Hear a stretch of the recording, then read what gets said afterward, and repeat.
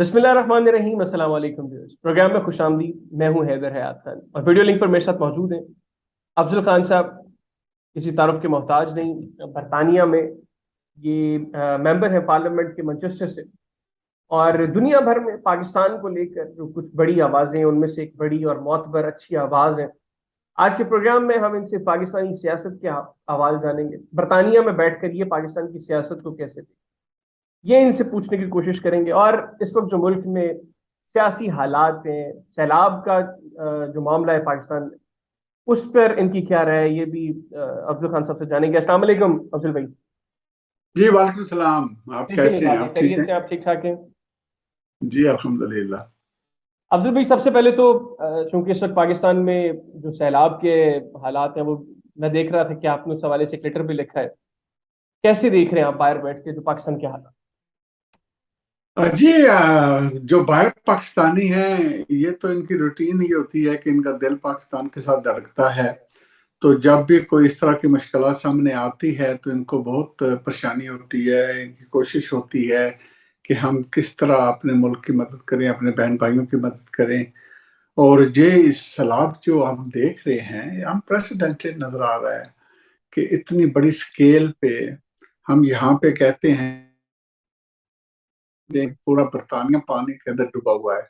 हम्म। तो इतना इस साइज है स्केल का। और जो इम्पैक्ट हुआ है लोगों के हवाले से उसमें भी अगेन आधा ब्रिटेन की पॉपुलेशन लगती है ये। तो बिल्कुल ये बिल्कुल। बहुत बड़ा स्केल है। तो किसी गवर्नमेंट के लिए भी इसको मैनेज करना आसान नहीं है, मैं समझता हूँ। हम्म। तो फिर उसके कॉम्प्लिकेशन कोजेस, इमीडिएट नीड क्या है, आगे क्या होना चाहिए, लॉन्ग टर्म प्लानिंग क्या होना चाहिए। तो ये बहुत से सवाल फिर उठते हैं, जिसमें हमारी कोशिश फिर यही होती है कि जहां तक हो सके हम यहाँ की गवर्नमेंट, ब्रिटिश गवर्नमेंट की तरफ भी देखते हैं। और इसीलिए मैंने लेटर लिखा लिस्ट्रस को, क्योंकि वो हमारी स्टेट है, फॉरेन सेक्रेटरी है इस वक्त। और लग ये रहा है कि आने वाले मंडे को डिक्लेयर हो जाएगी कि ये हमारी नेक्स्ट प्राइम मिनिस्टर होंगी। तो इस लिहाज से ये भी जरूरी था कि उनकी तवज्जो दिलाई जाए इस पॉइंट पे। जी। बरतानिया ने कुछ मदद की है। मेरी जाती राय है कि ये जो मदद की गई है जिस स्केल की प्रॉब्लम है उसके मुताबिक ये बहुत कम है। सही। फिर मैं ये भी समझता हूँ कि बरतानिया और भी डिफरेंट तरीके से मदद कर सकती है, मुख्तलिफ टाइप की एक्सपर्टीज भी दे सकती है। हम्म। और मीडियम और लॉन्ग टर्म के जो इश्यूज हैं इस चीज को डील करने के लिए वो भी मेरे ख्याल में जरूरी होगा। तो इस बिल्कुल ठीक। तरफ हम उनको ज्यादा तवज्जो देंगे। अभी पार्लियामेंट 5 को खुलेगी तो मैं कोशिश करूंगा वहां पे भी सवाल उठाया जाए, ताकि ज्यादा से ज्यादा मदद जो है फाइनेंशियल भी और दूसरी एक्सपर्टीज के लिहाज से भी पाकिस्तान को प्रोवाइड की जाए। बिल्कुल ठीक। बिल्कुल ठीक। अच्छा अफजल भाई, अब जरा पाकिस्तानी सियासत को डिस्कस कर लें। आप चूंकि आपने अपने पहले सवाल के जवाब में भी कहा कि पाकिस्तानी जो बाहर बैठे हैं उनके दिल पाकिस्तान के साथ धड़कते हैं। मौजूदा पाकिस्तान की जो सियासी हालात हैं, आप बरतानिया में बैठकर सियासत करते हैं, आप एक कंपैरिजन को थोड़ा सा देंगे कि क्या पाकिस्तान में जो कुछ हो रहा है, क्या दुनिया की सियासत में इस तरह का कुछ होता आई थिंक मैं इस जवाब देने से पहले तो आपके व्यूअर्स को ये पॉइंट क्लियर कर दूं कि जो ओवरसीज बहुत से पाकिस्तानी होते हैं, कोई जरूरी नहीं है कि इनकी कोई एफिलिएशन किसी पाकिस्तानी पार्टी के साथ हो। है? बिल्कुल ठीक। कुछ लोगों की है। मैं ये क्लियर कर देना चाहता हूँ कि मेरी किसी भी पार्टी के साथ एफिलिएशन नहीं है। हम्म। मेरी एफिलिएशन पाकिस्तान के साथ है। हम्म। तो इस लिहाज से मुल्क के मफाद में क्या है, क्योंकि मैंने बहुत सा अरसा पॉलिटिक्स में लगाया है। और ये मेरी पॉलिटिक्स जो है ये यूरोप की पॉइंट ऑफ व्यू से है कि मैं यहाँ पे काउंसलर रहा, मैं लॉर्ड मेयर रहा, फिर यूरोपियन पार्लियामेंट में मैं गया, वहाँ पे मैं वाइस प्रेसिडेंट सिक्योरिटी और डिफेंस कर रहा, फिर मैं स्पेशल एनवॉय रहा मुस्लिम वर्ल्ड के लिए, फिर यहाँ आके ब्रिटिश पार्लियामेंट में भी मैं इलेक्ट हुआ हूँ। और इस पे भी मैंने मुख्तलिफ मिनिस्टेरियल पोजिशंस पे रिस्पॉन्सिबिलिटी दी है। मैं शेडो इमिग्रेशन मिनिस्टर रहा हूँ, मैं शेडो फॉरेन ऑफिस मिनिस्टर रहा हूँ, shadow deputy leader of the house भी रहा हूँ, और इस वक्त मैं शेडो जस्टिस हूँ। तो इस लिहाज से मेरा एक्सपीरियंस है इस तरह की इंस्टीट्यूशन का यहाँ पे फंक्शन होना कैसे होता है। तो उसकी जब आप कंपेयर करते हैं تو میں یہی کہوں گا کہ ہمیں مایوس لگتا ہے. میں یہ نہیں کہنے کی کوشش کر رہا کہ برطانیہ کی سیاست میں کوئی پرفیکشن ہے، کوئی پرفیکٹ ہے، یا سبھی بہت صاف ستھرے لوگ ہیں. ایسی بات نہیں ہے، یہاں پہ بھی کمزوری ہیں. ہمارا پرائم منسٹر کو آپ لے لیں، اس کے خلاف کتنی تاریخ چل رہی ہے، اب تبدیلی بھی ہو رہی ہے. تو یہ چیزیں ہیں کہ یہاں پہ بھی ایشوز ہیں، لیکن فرق کیا ہے؟ تو آئی تھنک ایک تو مجھے یہ سامنے آ رہی ہے چیز میرے سامنے کہ ہمیں پوری کوشش کرنی چاہیے کہ جو ہمارے انسٹیٹیوشنز ہیں ان کو ہم مضبوط کریں. تو یہ ایک سینٹرل تھنکنگ ہونی چاہیے ہر پاکستانی کی، اور ہر پارٹی کی بھی یہ سوچ ہونی چاہیے، کیونکہ الٹیمیٹلی آپ کی پارٹی جو بھی ہو اس کا بنیادی فرق تو یہ ہے نا کہ رستے کا فرق ہے، منزل کا فرق نہیں ہے. ہر پارٹی کی منزل ایک ہی ہونی چاہیے، وہ ہے پاکستانی عوام کی خدمت کرنا، پاکستان کو مضبوط کرنا. تو منزل تو ایک ہی ہونی چاہیے. اور اس لحاظ سے جو پھر یہ ہے کہ ہم اپنے انسٹیٹیوشنز کو کیسے مضبوط کر سکتے ہیں، تو اس میں مجھے کمی نظر آتی ہے. اینڈ پرٹیکولرلی میں یہ کہوں گا کہ پولیٹیکل لیول پہ کمزوری نظر آتی ہے. کیونکہ اگر پولیٹیکل لیول پہ پولیٹیکل پارٹی کے اندر اچھی ہو، مضبوطی ہو، فریشنس آف آئیڈیاز آتے ہوں، تو اس میں یہ ہے کہ وہ چیزیں پھر امپلیمنٹ کی طرف بھی جائیں گی. تو وہ بھی کمزوری نظر آتی ہے. پھر یہ ہے کہ ہم ایک پارلیمنٹری سسٹم آپریٹ کرتے ہیں. تو اگر ہم پارلیمنٹری سسٹم آپریٹ کرتے ہیں تو برطانیہ مدر آف پارلیمنٹ کہا جاتا ہے. تو اس کے بھی کچھ رولز ہیں، اس کے بھی کچھ سسٹمز ہیں. تو اس لحاظ سے بھی ہر پارٹی کا فرض بنتا ہے کہ ان سسٹمز کے مطابق چلیں. اور نظر یہ آتا ہے کہ جب تک تو آپ حکومت میں ہیں تو پھر تو آپ کو پارلیمنٹری سسٹم بہت اچھا لگتا ہے، اور جب آپ کے پاس ووٹس انف نہیں ہیں تو پھر آپ ایلی کرنا چاہتے ہیں سڑکوں پہ. یہ کون سی صحیح بات ہے؟ تو میں سمجھتا ہوں یہ ایک بہت بڑی کمزوری ہے کہ جب پولیٹیکل پارٹیز سڑکوں پہ پالیٹکس کرنا چاہتی ہوں، پولیٹیکل پارٹیز کو پالیٹکس پارلیمنٹ میں کرنی چاہیے. تو یہ ایک فنڈامنٹل پوائنٹ جو میں کہتا ہوں، شیئر کر رہا ہوں آپ کے ویوز کے ساتھ. یعنی برطانیہ کو جو آپ نے بھی بتایا کہ مدر آف پارلیمنٹ کہا جاتا ہے، اور ایک پورا ایک پروسیس ہے جس سے گزر کے اس سٹیج تک پہنچا جاتا ہے کہ جس میں آپ کا پارلیمنٹری سسٹم، آپ کا ڈیموکریٹک سسٹم مضبوط ہو. تو اس کے لیے ضروری ہے کہ پولیٹیکل پارٹیز پارلیمنٹ میں بیٹھ کر سیاست کریں، نہ کہ سڑکوں پہ آئیں اور ڈریگ کریں انسٹیٹیوشنز کو اپنی پالیٹکس کے. جی ٹوٹلی رانگ ہے نا، کیونکہ جو سسٹم ہے یہ جب آپ پاور میں ہو تو یہ آپ کو ٹھیک لگے، جب آپ پاور میں نہیں ہو تو پھر یہ سسٹم آپ کو خراب لگے. یہ کیسے ہے؟ یہ سسٹم تو ہوتا ہے نا، کھیل کے اندر ہار جیت ہوتی ہے. تو اگر آپ پاور میں ہیں تو اس کے رولز کے مطابق پاور میں رہیں، اور اگر آپ اپوزیشن میں ہیں تو بھی آپ کا بہت بڑا رول ہوتا ہے. ابھی آپ برطانیہ کو دیکھیں، میں شیڈو جسٹس منسٹر ہوں. اس کا مطلب یہ ہے کہ میں اپوزیشن میں ہوں، اور اپوزیشن میں اپنا رول ادا کرتا ہوں جو جسٹس منسٹر ہے اس کے اپوزٹ. تو جو بھی جسٹس منسٹر یہاں پہ کام کرتا ہے، جو بھی پالیسیز لاتا ہے، جو پارلیمنٹ میں سوال جواب کرتا ہے، اس کو اکاؤنٹیبل ہونے میں میرا رول ہے. بالکل ٹھیک. تو اگر میں وہاں بیٹھوں گا نہیں، میں سڑکوں پہ بات کروں گا، تو پھر آپ کی بات کیسے یہ چیز سامنے ٹھیک ہوگی، کیسے آگے بڑھے گا؟ تو یہ چیز پہ میں کہہ رہا ہوں کہ یہ نہیں ہونا چاہیے. ہمیں پارلیمنٹری سسٹم کو ہی بہتر کرنے کی ضرورت ہے.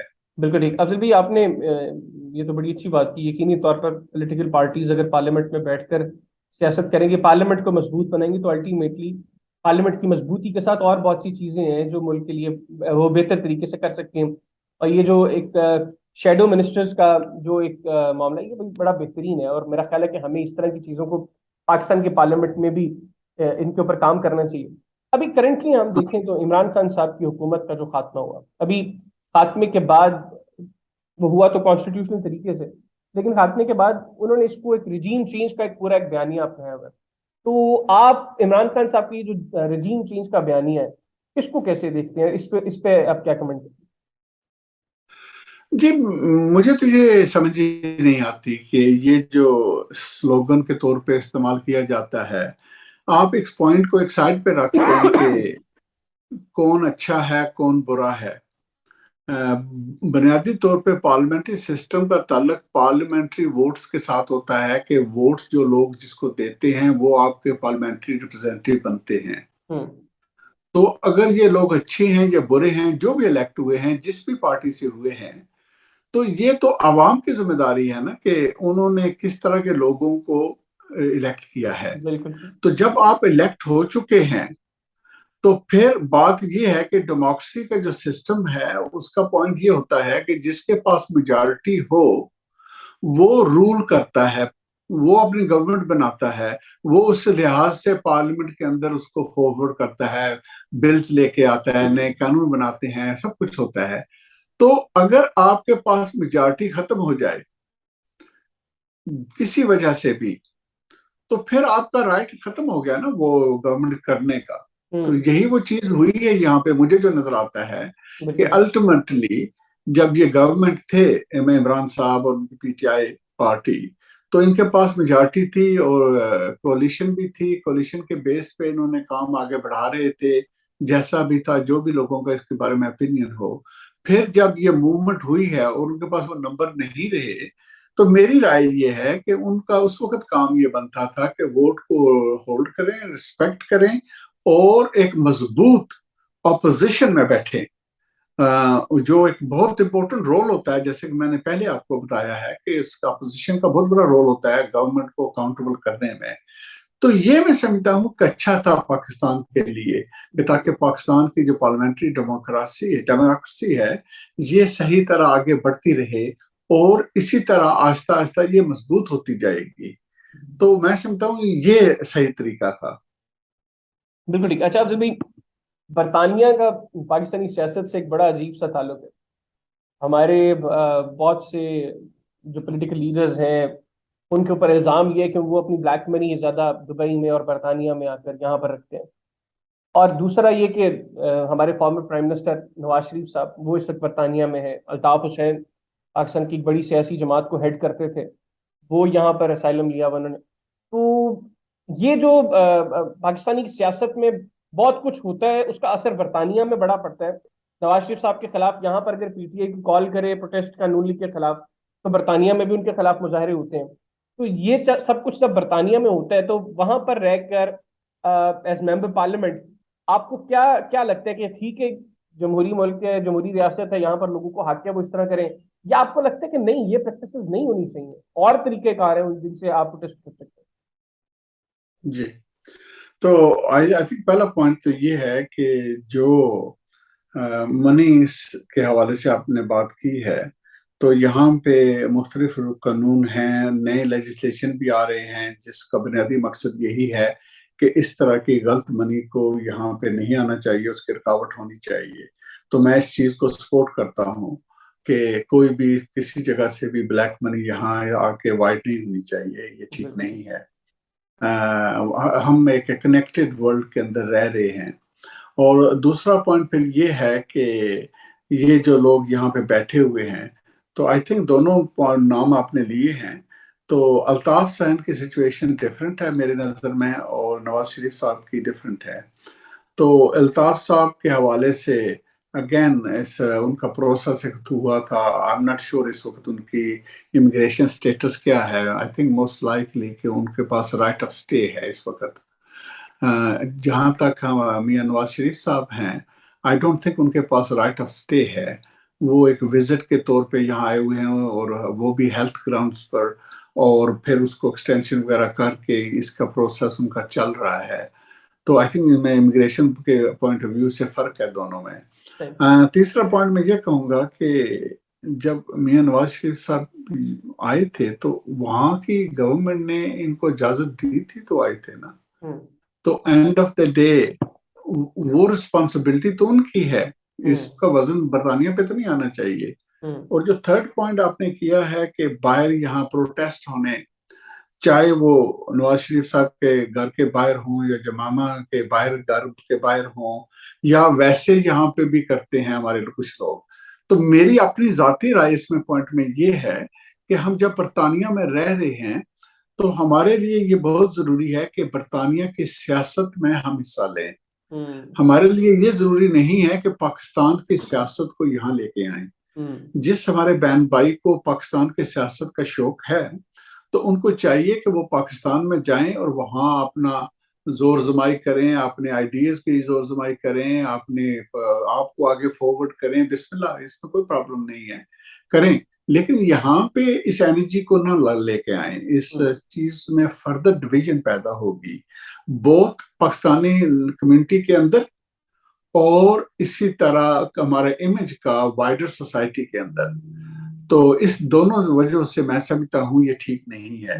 ہماری سوچ یہی ہونی چاہیے کہ اگر میں بات کر رہا ہوں، ہماری سوچ یہ ہونی چاہیے کہ اگر ہم یہاں پہ مضبوط ہیں تو پھر ہمارے مضبوط ہونے کا فائدہ ہم کو یہاں پہ بھی ہے اور پاکستان کو بھی ہے. جی اچھا افضل بھائی، یہ جو پروٹیسٹ ہوتے ہیں، آپ نے کبھی پارلیمنٹ میں آپ کے کسی کلیگ نے آپ کے ساتھ کچھ ڈسکس کیا کہ وہ ان چیزوں کو کیسے دیکھتے ہیں جو پاکستان کے ایشوز میں برطانیہ میں پروٹیسٹ ہوتے ہیں؟ جی I don't think وہ اس کی زیادہ پرواہ بھی کرتے ہیں. سچی بات تو یہ ہے it does not have much impact on them. Per naturally جس علاقے میں ہو رہے ہوتے ہیں تو ان لوگوں کے لیے تو انکنوینئنس ہوتی ہے نا، اور وہ لوگ یہ بھی پھر سوچتے ہیں کہ یہ یہاں پہ کیوں کر رہے ہیں اس طرح، یہ کیا ہو رہا ہے. سو آئی تھنک جنرلی میں کہوں گا کہ اس کا کوئی پازیٹیو فائدہ نہیں ہے. بالکل ٹھیک. اچھا افضل بھائی، آپ شیڈو امیگریشن منسٹر بھی رہے ہیں، آپ فارن منسٹر بھی رہے ہیں برطانیہ کے. آپ برطانیہ کے موجودہ قوانین اور اب جو قوانین کے اندر کچھ تھوڑی بہت تبدیلی ہو رہی ہے اس کو سامنے رکھتے ہوئے کیا سمجھتے ہیں کہ نواز شریف صاحب وہ کتنا عرصہ مزید برطانیہ میں اسٹے کر سکتے ہیں؟ کیونکہ ان کے حوالے سے یہ خبریں ہیں کہ شاید اب ان کو مزید ایکسٹینشن یہاں پہ نہیں مل سکتی اور اب ان کو پاکستان میں آنا پڑے گا یا برطانیہ سے ایگزٹ کرنا پڑے گا. Look, it's difficult کیونکہ یہ matter end of the day home secretary کے پاس جائے گا اور خود ہوم سیکرٹری بھی تبدیل ہونے والی ہے. میں سمجھتا ہوں یہاں پہ قانون کی تو چینجز وغیرہ بھی ہیں، لیکن جو سسٹم ہے نا یہاں پہ قانون کا، وہ جو چکی ہے وہ بڑی سلو چلتی ہے، تو اتنی تیز نہیں ہوتی. مجھے یاد ہے چند سال پہلے میں پاکستان میں ہی تھا، اس وقت یہ کچھ باتیں ہو رہی تھی کہ اسی سال کے آخر میں یہ میرے بچائے آ جائیں گے نواز شریف صاحب، میں لے کے آؤں گا. عمران صاحب کا بھی بیان تھا. تو مجھے جب اس وقت بھی پوچھا گیا تھا تو میں نے تو صرف یہی کہا تھا کہ یہ میں شور نہیں ہوں کہ یہی سال ہے. اس کا بنیادی میرا پوائنٹ یہی تھا کہ ایکچولی اتنا تیز کام یہاں پہ نہیں ہوتا، اس کا پروسیس بہت ٹائم لیتا ہے، اور دوسری سائڈ کے پاس بھی بہت سے اپرچونٹیز ہوتے ہیں ڈفرینٹ ٹائپ کے کلیم ڈالنے کا. تو الٹیمیٹلی میرے خیال میں تو جب نواز شریف صاحب خود فیصلہ کریں گے یہی شاید موسٹ لائکلی آؤٹ کم ہے کہ وہ واپس جائیں گے. اچھا، آپ کی کوئی یہاں پہ نواز شریف صاحب سے جب سے وہ آئے کوئی ملاقات ہوئی یہاں پہ برطانیہ میں؟